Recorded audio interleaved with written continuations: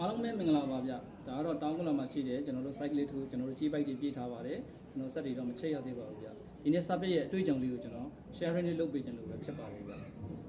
ကျွန်တော်တို့ aircon တွေ A ပေါက်နေလို့တားကြစစ်ဆေးတဲ့အခါမှာကျွန်တော်တို့ free mat type ကျွန်တော် outdoor unit ကကျွန်တော်တို့9កောင် indoor unit ကကျွန်တော်တို့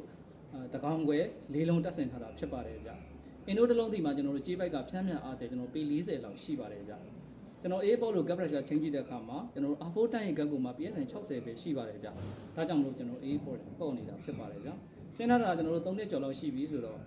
အမှန်တန်သိငယ်တဲ့ small liquid ပါဗျကျွန်တော်တို့joint တွေကိုတခြားပြန်လဲပြီးတော့ကျွန်တော်တို့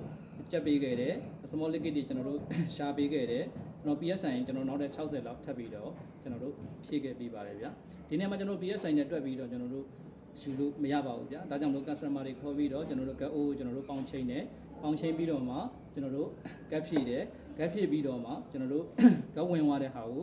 ပြန်လဲပြီးတော့ gap O ကိုပြန်ပြီးတော့ပေါင်ချိန်ပါတယ်ဗျအဲ့ဒီမှာကျွန်တော်တို့ outdoor unit က9កောင် indoor unit ကကျွန်တော်တို့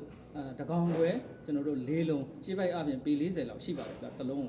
အဲ့ဒီအချိန်မှာကျွန်တော် PSI 60ထည့်တဲ့အချိန်မှာကျွန်တော်တို့ gap ပေါင်ကကျွန်တော်တို့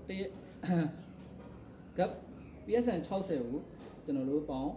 73ပေါင်လောက်ဝင်သွားတယ်ဗျ73ပေါင်လောက်ကျွန်တော်တို့ထည့်ရပါတယ်ဗျနောက်တစ်လုံးကလည်း gun နဲ့လိုဖြည့်လိုက်တာ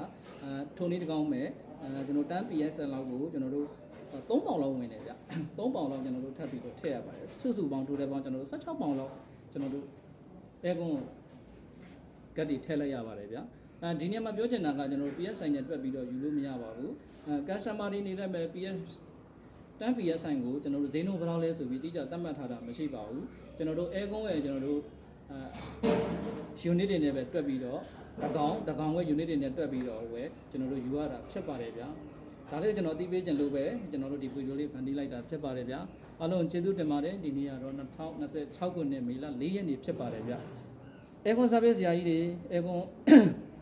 technician ဆရာကြီးတွေ customer အားလုံးကိုစိတ်နှပြချမ်းသာချမ်းသာကြပါစေစီးပွားရေးတွေဒီလတိုးတက်ကြပါစေဗျ